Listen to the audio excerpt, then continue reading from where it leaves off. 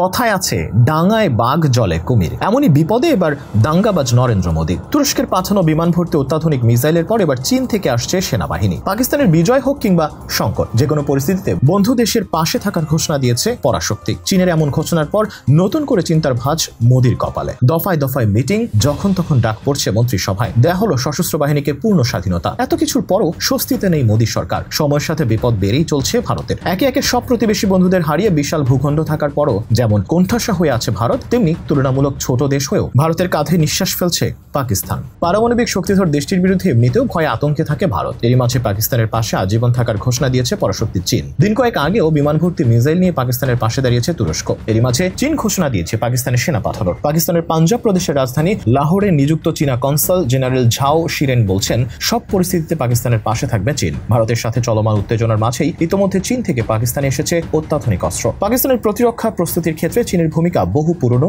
ও গভীর। ভারতীয় নৌবাহিনী ও সেনাবাহিনীর গতিবিধি সম্পর্কে জানার জন্য পাকিস্তানকে চীনের উপগ্রহ তথ্য ও গোয়েন্দা সহায়তার উপর নির্ভর করতে হয়। এছাড়া সরাসরি চোখে দেখা যায় না এমন শত্রুকে ঘায়েল করার মতো বিভিআর প্রযুক্তির ক্ষেপণাস্ত্রের ক্ষেত্রেও চীনই প্রধান উৎস। গত 5 বছরে পাকিস্তানে আসা প্রতি 5টি অস্ত্রের মধ্যে 4টি এসেছে চীন থেকে। ভারতের সঙ্গে সংঘর্ষ শুরু হলে এসব চীনা অস্ত্রই ব্যবহৃত হবে। চীন পাকিস্তানকে ইতিমধ্যে দিয়েছে PL-15 এবং SD-10 ধরনের অত্যাধুনিক ক্ষেপণাস্ত্র। এগুলো বিয়ন্ড ভিজুয়াল রেঞ্জ বা বিভিআর প্রযুক্তির সাহায্যে বহু দূরের শত্রু বিমানে নিশানা করে আঘাত হানতে পারে। এদিকে বিশেষজ্ঞদের মতে ভারত ও পাকিস্তান উভয় দেশেরই পারমাণবিক অস্ত্র ভান্ডার রয়েছে বলেই এখনো সরাসরি পূর্ণমাত্রা যুদ্ধের সম্ভাবনা কম। তবুও সীমান্তে সাময়িক সংঘর্ষ বা সীমিত সংঘাতের ক্ষেত্রে এই চীনা অস্ত্রই পাকিস্তানের অন্যতম শক্তি হতে চলেছে। প্রসঙ্গত, বিগত বছরগুলিতে পাকিস্তান চীনের কাছ থেকে শুধু সমরাস্ত্রই নেয়নি, বরং গোটা প্রতিরক্ষা ব্যবস্থার একটি ঘনিষ্ঠ সহযোগিতা গড়ে উঠেছে। পাকিস্তানের সামরিক মহলের মতে বায়ু থেকে সমুদ্র সব ক্ষেত্রেই চীনের দেওয়া প্রযুক্তি ও সরঞ্জাম ছাড়া পাকিস্তান কার্যত অচল। সব মিলিয়ে ভারত পাকিস্তান সংঘর্ষ যদি প্রকট হয়, তবে যুদ্ধক্ষেত্রে চীন সরাসরি না থাকলেও তাদের দেওয়া অস্ত্রই যে পাকিস্তানের প্রধান ভরসা হবে তা স্পষ্ট। এদিকে কাশ্মীরে পেহেলগামে হামলার পর ভারত পাকিস্তান সম্পর্কে দ্রুত অবনতি ঘটেছে। সীমান্তে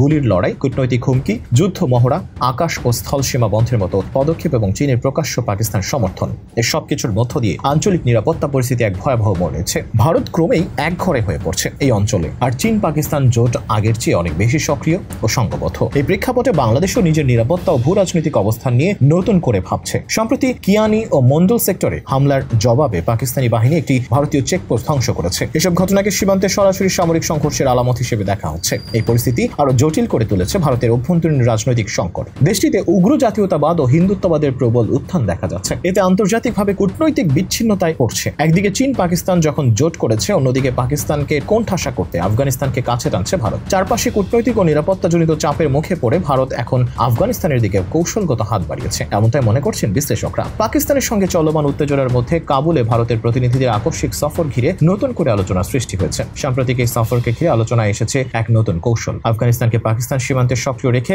দুই দিক থেকে চাপ তৈরি করা। যুদ্ধাংদেহী মোদী সরকার হয়তো সার্জিক্যাল স্ট্রাইক বা বড় আকারের সামরিক অভিযানের কথা ভাবছে। তবে আফগানিস্তানকে যুদ্ধে সরাসরি না টেনেও সেখানে অবস্থানরত বিচ্ছিন্নতাবাদী ও সন্ত্রাসী গোষ্ঠীগুলোকে ব্যবহার করার সম্ভাবনা অস্বীকার করছে না পাকিস্তান। পাকিস্তানের অভিযোগ, ভারতের গোয়েন্দা সংস্থা রয়ের প্রত্যক্ষ মদদেই বেলুচিস্তান ও খাইবার পাখতুনখোয়া অঞ্চলে সন্ত্রাসী হামলা বেড়েছে। ফেব্রুয়ারি জাফর এক্সপ্রেসে ভয়াবহ হামলার জন্য তারা ভারতকে দায়ী করে আসছে। শাহবাজ শরীফ সরকার বলছে, আফগানিস্তান সীমান্তে ভারতপন্থী শক্তিগুলোকে উস্কে দিয়ে দেশটির সার্বভৌমত্বকে আঘাত হানা হচ্ছে। ভারত কি কৌশল নেবে, সার্জিক্যাল স্ট্রাইক নাকি পূর্ণাঙ্গ সামরিক অভিযান? এই প্রশ্ন এখন সময়ের অন্যতম জ্বলন্ত ইস্যু। প্রতিরক্ষা বিশ্লেষকরা বলছেন, যে কোনো হামলা এবার পূর্ণমাত্রিক যুদ্ধ ডেকে আনতে পারে। পাকিস্তানি বাহিনীও নাকি সম্পূর্ণ প্রস্তুত। দক্ষিণ এশিয়ার এই সাম্প্রতিক উত্তাপ শুধু অঞ্চল নয়, বিশ্ব রাজনীতির কাছে উদ্বেগের কারণ হয়ে দাঁড়িয়েছে। দুই পরমাণু শক্তিধর ভারত পাকিস্তান যুদ্ধের আশঙ্কা শুধু দুই দেশের জন্য নয়, বরং পুরো দক্ষিণ এশিয়ার জন্য এক গভীর বিপর্যয়ের আশঙ্কা তৈরি করছে। এর অর্থনৈতিক, মানবিক ও পরিবেশগত মূল্য হবে ভয়াবহ। এই প্রেক্ষাপটে চীন পাকিস্তান ঘনিষ্ঠতা যেমন ভারতের কূটনৈতিক অবস্থান দুর্বল করছে, তেমনি